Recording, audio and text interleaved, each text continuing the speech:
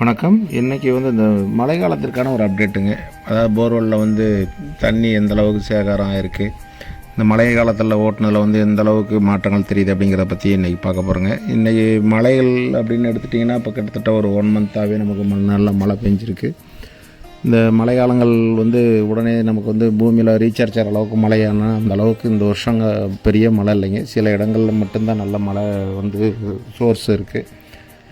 நிறைய இடங்களில் இன்னும் ஒரு சரிவர பெய்யலைன்னு தான் சொல்லணும். ஒவ்வொரு ஊர்களில் நல்ல மழை, எல்லா குளம் குட்டைகள்லாம் பெரிய எல்லா இடத்துலையும் தண்ணி வெள்ளம் போகிற அளவுக்கு மழை சில மாவட்டங்களில் வந்திருக்கு. வெகு சில மாவட்டங்களில் கொஞ்சம் ரொம்ப குறைவு தான், அதாவது சராசரி அளவு தான் வந்திருக்கு. சில இடங்களில் சராசரி அளவை விட ரொம்ப கம்மியாக தான் வந்திருக்கு. அது மாதிரி இப்போ நம்ம இருக்கக்கூடிய இடங்களில் மழையோட அளவு இன்னைக்கு சராசரியோட ரொம்ப கம்மி தான் பெஞ்சிருக்குங்க. ஆனால் அந்த மழை நீர் ஏதாவது பிரயோஜனமாக இருக்குது அப்படின்னா கண்டிப்பாக என்ன கேட்டிங்கன்னா, முதல்ல ஆரம்ப கட்டத்தில் நம்ம போர்வெல் அமைக்கக்கூடிய இடங்கள்லாம் பார்த்திங்கன்னா வெறும் டஸ்ட்டு தூசி தான் ஸ்டார்ட் ஆகும். நம்ம வீடுகளுக்கெல்லாம் போர்வெல் அமைக்கும் போது பார்த்திங்கன்னா ரொம்ப தூசி அதிக அளவில் பறந்துட்டு இருந்தது. இன்றைக்கி அந்த அளவுக்கு தூசிகள் இல்லை. ஏன்னா அந்த நிலத்தடி நீர் மட்டம் கொஞ்சம் பெருகி இருக்குன்னு சொல்லலாம். ஏன்னா நமக்கு அந்த தண்ணி சேகாரம் எப்படி தெரியுது அப்படின்னா, நம்ம போர்வெல் அமைக்கும் போது அந்த தூசி பறக்கிறதில்ல. அடுத்து ரெண்டாவது இந்த பைப் மட்டங்கள்லேயே கொஞ்சம் கொஞ்சம் நல்ல தண்ணியோடைய ஈரக்கசிவெல்லாம் நல்லா வருது. முன்ன அந்த மாதிரி இல்லை. இந்த இடம் நம்ம இப்போ போர்வெல் அமைச்சிட்ருக்கிற இடத்துல ஏற்கனவே நாங்கள் அந்த பக்கத்தில் இருக்கக்கூடிய ஒரு 10-15 போர்வெல் நாங்கள் அமைச்சது தான். ஏன்னா அதில் மழை காலங்களில் நிறையா போர்வெல்லாம் அமைக்கலை. ஆனால் இந்த ஒரு போர்வெல் நாங்கள் மழை காலங்களில் தான் அமைக்கிறோம். ஏன்னா மழை ஃபஸ்ட்டு கொஞ்சம் பேஞ்ச உடனே நம்ம அந்த இடத்துல அதிக அளவில் மழை பெஞ்சதுன்னா தண்ணி வண்டி கொண்டு போய் நிறுத்த முடியாது அப்படின்னு சொல்லிட்டு நாங்கள் இன்றைக்கி ஸ்டார்ட் பண்ணியிருக்கோம். இந்த போர்வெல்லே நாங்கள் நினச்சதை விட அது செட் பண்ணுறதுக்கு ரொம்ப கடினமாக தான் இருந்தது. காரணம் என்னென்னு கேட்டிங்கன்னா, அந்த மழை தண்ணி அந்த இடத்துல தேங்கி நின்றதுனால நமக்கு அந்த வண்டி கீழே கொண்டுட்டு போக முடியல. அதனால் பக்கத்தில் எதிரில் இருக்கக்கூடிய ஒரு பிளாட்டில் வண்டியை உள்ள ரிவேர்ஸில் விட்டு தான் நம்ம செய்கிறோம், ரோடை கிராஸ் பண்ணி. அதுக்கும் நம்ம ஃபஸ்ட்டு எடுத்த உடனே செய்ய முடியலைங்க. ஏன்னா லைன் இருந்தது மேலே, அந்த லைனெல்லாம் அவங்க ரிமூவ் பண்ணி கொடுத்தாங்க. அதுக்கப்புறம் தான் போர்வெல்லே அமைக்கிறதுக்கு நம்ம செட் பண்ணுறதுக்கு ரெடி பண்ணோம். ஏன்னா இந்த மண்ணுடைய தன்மை எப்படின்னு கேட்டிங்கன்னா, ஒரு மாதிரி மணலும் கொஞ்சம் களிமண் கலந்த இடங்க. அதாவது எப்படின்னா, தண்ணி மழைக்கு நீர் ரொம்ப தேங்கி நிற்குமான கண்டிப்பாக தேங்கி நிற்காது, உடனுக்குடன் குடிச்சிருது. அதே அளவுக்கு நம்ம இதில் கனமான பொருள்லாம் எதையுமே இறக்க முடியாது. ஏன்னா அந்த கொஞ்சம் மழையே பெஞ்சாவே உங்களுக்கு வண்டி டயர் நழுக்கிட்டு மேலே நம்ம நவுட்ட முடியாது. அது இல்லாமல் நம்ம அந்த பிளாட்டும் உங்களுக்கு கிட்டத்தட்ட ஒரு ரோடு மட்டத்திலேருந்து ஒரு 1.5 அடி ஆழத்துக்கு கீழே டவுனில் தான் இருக்குது அந்த பிளாட்டு. அதை இன்னும் அவங்க ரேஸ் பண்ணலை. ஃபஸ்ட்டு போர்வெல் அமைச்சு பார்க்கணும் அப்படின்ட்டு. ஏன்னா அந்த மழை காலத்துக்கு அப்புறம் தான் அவங்க வேலையை ஸ்டார்ட் பண்ண போகிறாங்க. இருந்த போதிலும் அவங்க இந்த மழைக்கு முன்னே போர்வெல் அமைச்சிருவோம் அப்படின்னு சொல்லிட்டு அவங்களுக்கு ஒரு ஐடியா. அதனால் நம்மளும் சிரமம் பார்க்காம வண்டியை கொண்டு அது கொஞ்சம் சிரமப்பட்டு தான் நம்ம அந்த பாயிண்ட்டை செட் பண்ணியிருக்கோம். இது ரோட்டை கிராஸ் பண்ணி போட்டு நம்ம பாயிண்ட்டை செட் பண்ணுறதுக்கு ஃபஸ்ட்டு நாங்கள் ஜாக்கு வைக்கும் போதே எங்களுக்கு அந்த மண்ணுடைய தன்மை கொஞ்சம் ரொம்ப இலகுவாக இருக்கிறதுனால நமக்கு நிற்கல. அதனால் நாங்கள் அது மேலே 2 ராடை போட்டு அதுக்கப்புறம் தான் பாயிண்ட்டை செட் பண்ண ஆரம்பித்தோம். இந்த பாயிண்ட் கிட்டத்தட்ட ஒரு 500லேருந்து ஒரு 800 அடி வரை அமைக்கிறதா அவங்க பிளான் வச்சுருக்கிறாங்க. அதுக்கு எந்த அளவுக்கு நீர் வரப்பு இருக்குதுன்னு பார்த்துட்டு அதுக்கு தகுந்த மாதிரி அவங்க போர்வெல் அமைக்கிறதா சொல்லியிருக்கிறாங்க.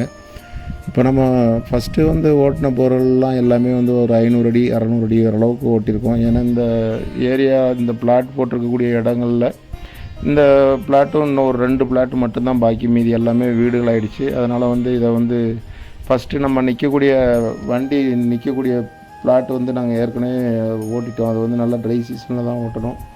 அந்த போர்வெல் கிட்டத்தட்ட ஒரு 40 அடி கேசிங் பைப் வச்சுருக்கோம். ஏன்னா அது கல் உங்களுக்கு ஒரு 35-40 அடியிலேயே கல் நல்ல ஸ்ட்ராங்கான கல் வந்துடும். இந்த ஏரியாவில் நல்லா கருங்கல் வந்துடும். ஒரு 300-400 அடி வரை நமக்கு அதே கல் தான் இருக்கும். கொஞ்சம் கூட மாற்றங்கள் தெரியாது. இந்த 450 அடிக்கு அப்புறம் போகும்போது தான் கொஞ்சம் நமக்கு ஈரப்பதமே வரும். ஆனால் இப்போ நம்ம இன்றைக்கி அமைக்க போகிற போர்வெல் உங்களுக்கு அதிலேருந்து ஒரு 25-30 அடி தான் வித்தியாசம். ரொம்ப தூரம்லாம் கிடையாது. நாங்கள் இதை அந்த பிளாட்டில் நம்ம செஞ்சுருக்கோம், பக்கமாக தான் செஞ்சோம். அதுக்கு ஆப்போசிட்லேயே தான் இந்த போர்வெல்லையும் அமைக்க போகிறோம். இதில் இன்னொரு விஷயத்தை நம்ம கவனிக்க வேண்டியது இந்த போர்வெல் பக்கத்தில் இருக்கக்கூடிய வீட்டுடைய செப்டிக் டேங்க் நேராக இருக்கிறதுனால நம்ம ஃபஸ்ட்டு அதுக்கு 10 இன்ச் பைப் வச்சு நம்ம ஃபஸ்ட்டு மேலே இருக்கக்கூடிய லேயரை லாக் பண்ண போகிறோம். ஏன்னு கேட்டிங்கன்னா அது இவங்க வந்து ஓட்டக்கூடிய பகுதி வந்து நமக்கு வந்து வடகிழக்கு பகுதியில் வந்து நம்ம போர்வெல் அமைக்கிறோம். அதே அந்த பக்கத்து வீட்டுடைய டேங்க் வந்து அந்த மூலையில் தான் பக்கத்தில் அமைஞ்சிருக்கு. அவங்களுக்கு வந்து அது வந்து வடமேற்கு பகுதியாக இருக்குது அந்த இடம். அப்படிங்கும்போது அவங்க வந்து அதை ஒன்றும் செய்ய முடியாது. அதனால் வந்து நம்ம கம்ப்ளீட்டாக வந்து ஃபஸ்ட்டு வந்து 10 இன்ச் வச்சு லாக் பண்ணிட்டு போர்வெல் அமைக்கணும் அப்படின்னு சொல்லிட்டு கேட்டுட்டாங்க. ஏன்னா ஏற்கனவே நாங்கள் அமைச்ச ஒரு 2 போர்வெல்லில் கொஞ்சம் பிரச்சனை ஆகிடுச்சு. அதனால் வந்து இதை வந்து தெளிவாக வந்து நம்ம ஃபஸ்ட்டு 10 இன்ச் லாக் பண்ணி ஸ்டார்ட் பண்ணி ஓட்டுவோம் அப்படின்ட்டு நம்ம அதுக்கான டூல்ஸை வந்து இது பண்ணியிருக்கோம். அதே மாதிரி அந்த 10 இன்ச் பைப்பை வந்து நாங்கள் வந்து கிட்டத்தட்ட ஒரு 20 அடி அளவுக்கு கொண்டு போய் நிப்பாட்டுறதா வந்து ஒரு ஐடியா பண்ணியிருக்கோம். ஏன்னு கேட்டிங்கன்னா அந்த மண்கண்டம் வந்து கிட்டத்தட்ட ஒரு 13-14 அடி வரை நல்ல மண்ணாக தான் இருக்கும். ப்ளஸ் அதுக்கப்புறம் வந்து கொஞ்சம் அந்த பாறை வந்து நொரம்பு பாறை அப்படின்னு சொல்லுவாங்க. அந்த பாறை வந்து ஒரு கிட்டத்தட்ட ஒரு 5-6 அடிக்கு பக்கமாக இருக்கும். அதுக்கப்புறம் தான் அந்த கருங்கல் வந்து டச் ஆகுங்க. அதனால் வந்து ஃபஸ்ட்டு நம்ம வந்து அந்த மண்ணை வந்து கம்ப்ளீட்டாக ரைமிங் பண்ணி ஃபுல்லாக கம்ப்ளீட்டாக வெளியே எடுத்துகிட்டு அதுக்கப்புறம் தான் வந்து இது பண்ணுறோம். ஆனால் அதில் வந்து இன்றைக்கி இன்னொரு வித்தியாசம் என்னென்னு கேட்டிங்கன்னா, அவங்க வந்து குறைஞ்சபட்சம் அந்த கல்லில் வந்து ஒரு 5 அடியாவது நீங்கள் வந்து கொண்டு போய் லாக் பண்ணணும்னு சொல்லியிருக்காங்க.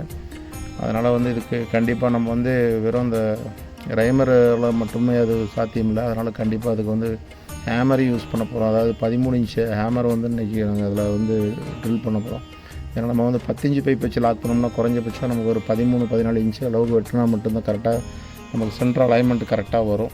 அதனால் வந்து ஹேமரும் யூஸ் பண்ணி நாங்கள் வந்து இன்றைக்கி இந்த போர்வெல் அமைக்கிறதுக்கு ரெடி பண்ணியிருக்கோம். ஃபஸ்ட்டு வந்து உங்களுக்கு நான் சொன்ன மாதிரி தான், அது வந்து நம்ம அந்த இடங்களில் நிறையா போர்வெல் அமைச்சிட்டே இருந்ததுனால நமக்கு வந்து அதில் எவ்வளோ பைப் வரும், என்ன மாதிரி வரும் அப்படிங்கிறது நல்லாவே தெரியும். அதனால் வந்து நாங்கள் ஃபஸ்ட்டு வந்து ரைமரில் வந்து அந்த மண்ணை ஃபுல்லாக கொஞ்சம் ரிமூவ் பண்ணி எடுத்துகிட்டு அதுக்கப்புறம் வந்து 13 இன்ச்சு ஹேமரை வந்து நாங்கள் இன்றைக்கி போட்டு அதை வந்து ட்ரில் பண்ணி இது பண்ணுறதுக்காக செட் பண்ணியிருக்கோம். அதை வந்து நாங்கள் ஒரு 25 அடி அளவுக்கு கொண்டுட்டு போகணும் அப்படின்னு சொல்லிட்டு தான். ஏன்னா அவங்க வந்து அந்த இடத்துல 20 அடியில் பாறை நல்ல கனமான பாறை வந்துடும். ஏன்னா அந்த பக்கத்து வீட்டில் இருக்கக்கூடிய செப்டிக் டேங்குடைய கசிவு தண்ணி இதில் இறங்கிருச்சுன்னா என்ன செய்கிறது அப்படிங்கிறது அவங்களுக்கு ஒரு பயம். அதனால் வந்து கம்ப்ளீட்டாக வந்து லாக் பண்ணிட சொல்லி அவங்க கேட்டுட்டனால நமக்கு வந்து அதில் வந்து ஒரு 25 அடிக்கு ஃபினோலெக்ஸ் 6 kg பைப்பை வச்சு லாக் பண்ண போகிறோங்க. அதை வந்து ஃபுல்லாக கம்ப்ளீட்டாக வந்து நம்ம ஃபுல்லாக பாறையிலே ட்ரில் பண்ணிவிட்டு அந்த 10 இன்ச் பைப்பை வந்து வச்சு லாக் பண்ணிடுவோம். சைடில் ஃபுல்லாக கம்ப்ளீட்டாக கட்டிங்ஸ் விட்டு நம்ம லாக் பண்ணி இந்த போர்வெல் அமைக்க போகிறோம். அதே மாதிரி இந்த போர்வெல்லோடைய ஆழம் வந்து இன்றைக்கி அவங்க சொன்ன மாதிரி ஒரு 500 to ஒரு 800 அடி வரை அமைக்கிறதா ஐடியா. ஏன்னா அவங்க வந்து ஃப்யூச்சரில் வந்து நமக்கு இந்த இடங்களில் வண்டி வாகனங்கள் கொண்டு வர முடியாது அப்படின்னால அவங்க கொஞ்சம் அட்வான்ஸாகவே யோசித்து கொஞ்சம் ஆழங்கள் அதிகமாக ஓட்டிடலாம் அப்படின்னு சொல்லிட்டாங்க. ஏன்னா தண்ணி வந்து அந்த ஏரியாவை பொறுத்தவரையும் அதிக தண்ணி வரக்கூடிய இடம் இல்லை, கொஞ்சம் கசிவு தான் அதிகம் வரும். ஆனால் வீட்டு தேவைக்கு போதுமானதாக இருக்கும். இருந்த போதிலும் நிறையா வீடுகள் வரும்போது இன்னும் பக்கத்தில் எல்லாமே வந்து வீட்டு மனையெல்லாம் மாறிட்டுருக்கு. அப்படிங்கும்போது அதெல்லாம் வரும்போது கம்ப்ளீட்டாக தண்ணியோட சர்க்குலேஷன் குறையிறதுக்கான வாய்ப்புகள் உண்டு. அதனால் வந்து எங்களுக்கு முடிஞ்ச அளவுக்கு எவ்வளோ ஆழங்கள் அதிகமாக ஓட்ட முடியுமோ ஓட்டுங்க அப்படின்னு சொல்லி அவங்க கேட்டிருந்தாங்க. அதனால் இன்றைக்கி வந்து இந்த போர்வெல் வந்து நாங்கள் வந்து 10 இன்ச்சில் வந்து ஒரு 25 அடியும் அதுக்கப்புறம் வந்து ஒரு 40 அடிக்கு வந்து 7 இன்ச் பைப்பை வச்சு அதையும் வந்து லாக் பண்ண போகிறோம். ஏன்னா அந்த 10 இன்ச்சுக்குள்ளரையும் நாங்கள் வந்து அதை வந்து டபுள் லேயரை வந்து லாக் பண்ண போகிறோம். அதாவது டபுள் லேயர் லாக்கிங் அப்படின்னா என்னென்னு கேட்டிங்கன்னா, ஃபஸ்ட்டு வந்து ஒரு 10 இன்ச் வச்சு அதனுடைய வெளிப்பக்கத்தை ஃபுல்லாக லாக் பண்ணிடுவோம். ரெண்டாவது அந்த 7 இன்ச் பைப்பு நம்ம வந்து நல்ல கடுமையான பாறை, அதுக்கப்புறம் வந்து கொஞ்சம் கூட லூஸே வராது அப்படிங்கிற கண்டிஷனுக்கு வந்து அதை மறுபடியும் ட்ரில் பண்ணிவிட்டு நம்ம அந்த 7 இன்ச் பைப்புக்கும் 10 இன்ச்சு பைப்புக்கும் இடையிலையுமே வந்து நாங்கள் வந்து போர்வெல் மண்ணிலேயே லாக் பண்ணிடுவோம். அப்படி லாக் பண்ணும்போது என்னென்னு கேட்டிங்கன்னா, அந்த ஃபஸ்ட்டு இருக்கக்கூடிய லேயர் வந்து இந்த மண்ணில் வரக்கூடிய கசிவை பூரா லாக் பண்ணிக்கிடும் அந்த சாஃப்டான ராக்கில். அதுக்கப்புறம் ஏதோ மிச்சம் மீதி கொஞ்சம் சின்ன சின்ன கிராக்குகள் இருந்து அந்த கசிவு இறங்குறதுக்கான வாய்ப்புகள் இருக்கிறத வந்து அந்த 7 இன்ச் பைப்பு வந்து முழுமையாக அரெஸ்ட் பண்ணிவிடுங்க. அப்போ வந்து அந்த டபுள் லேயர்லேயும் வந்து நம்ம வந்து லாக் பண்ணும்போது நமக்கு வந்து ஒரு சொட்டு தண்ணி கூட வெளியே இருக்கிற தண்ணி வந்து நம்ம அந்த போர்வெல்லில் வந்து வர்றதுக்கான வாய்ப்புகள் இல்லை. எல்லாமே கம்ப்ளீட்டாக அந்த 40-50 அடி மட்டத்தில் இருக்கக்கூடிய தண்ணி ஃபுல்லாக 100% அரெஸ்ட் ஆகிடும்.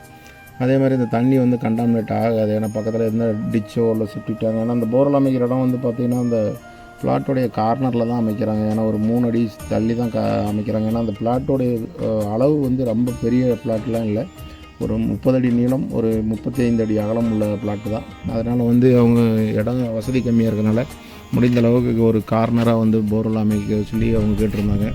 ஏன்னா அந்த இடத்துல வந்து அவங்களுக்கு வந்து போர்ட்டிக்கோ இந்த மாதிரி வரதுனால கொஞ்சம் முடிந்த அளவுக்கு நாங்களும் எவ்வளோ கார்னராக கொண்டு போய் அந்த போர்வெல் அமைக்க முடியுமோ அமைச்சிட்டு அதை வந்து ஃபஸ்ட்டு வந்து ஒரு 25 அடி பைப்பு வந்து வச்சு லாக் பண்ணி அந்த இதை ஃபுல்லாக அரெஸ்ட் பண்ணிட்டாங்க. அதுக்கு அடுத்தது வந்து ரெண்டாவது வந்து நம்ம ட்ரில் பண்ணும்போது கொஞ்சம் அந்த பைப்பு வெடிச்சிடக்கூடாது அப்படிங்கிறதுக்காக வந்து என்ன செய்யணும்னா ஒரு லென்த்தை மட்டும் கீழே வந்து ஒரு ஸ்லாட் பண்ணிடுவோம். ஏன்னா அந்த வெளியே இருந்து வரக்கூடிய அழுத்தங்கள் ஒரு அளவுக்கு மீறி அழுத்தங்கள் இருந்ததுன்னா அந்த பைப்பு வந்து எந்நேரமும் ஒரு லோட்லேயே இருக்கும்.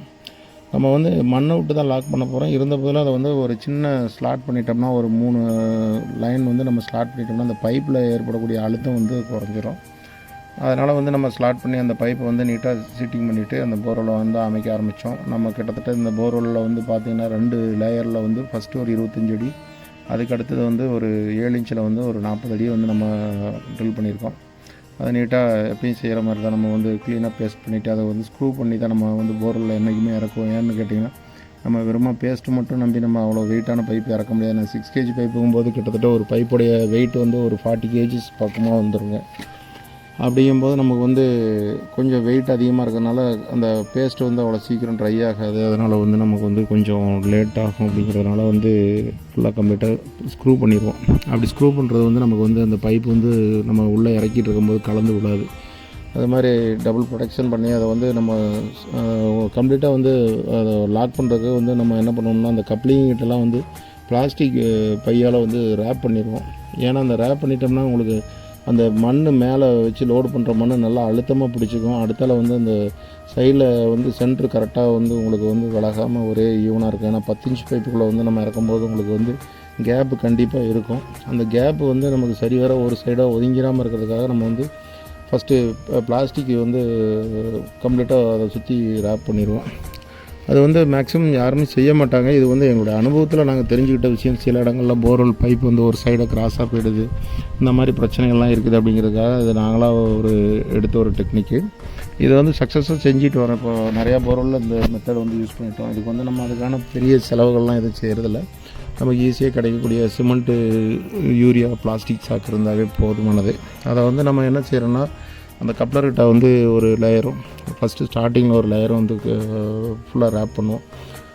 அப்படி நம்ம சுற்றி அதை கட்டிட்டோம், டைட்டாக கட்டிட்டோம்னா உங்களுக்கு வந்து அந்த பைப் வந்து அந்த பைப்பில் இருந்து ஒரு சைடு ஒதுங்குற அந்த பிரச்சனை இருக்காது. ஏன்னா கரெக்டாக சென்டர் ஆஃப் பாயிண்டில் வந்து கரெக்டாக இருக்கும். நம்ம போர்வெல் அமைக்கும் போது நமக்கு வந்து கரெக்டாக 6 இன்ச்சு பிட்டு ட்ரில் பண்ணும்போது நமக்கு வந்து அந்த பைப் வந்து ஒதுங்கி எங்கேயும் விலகி போகிறதுக்கான வாய்ப்புகள் குறைஞ்சி நல்லா நம்ம மண்ணை வந்து டபுள் லேயரில் லாக் பண்ணும்போது உங்களுக்கு வந்து 100% வந்து அந்த சேஃப் ஆகிடுதுங்க.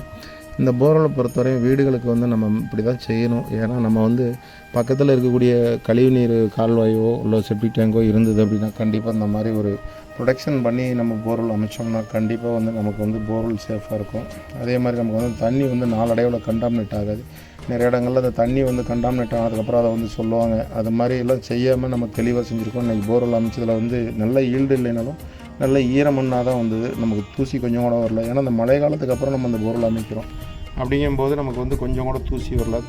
சிறப்பாக செஞ்சோம். கிட்ட அந்த வீட்டு தேவையான அளவுக்கு கண்டிப்பாக தண்ணி அதில் இருக்குது அப்படிங்கிறது உறுதி. அது மாதிரி நிறையா போர்வெல் செஞ்சுட்டு வரோம். தொடர்ந்து பாருங்கள். நன்றி.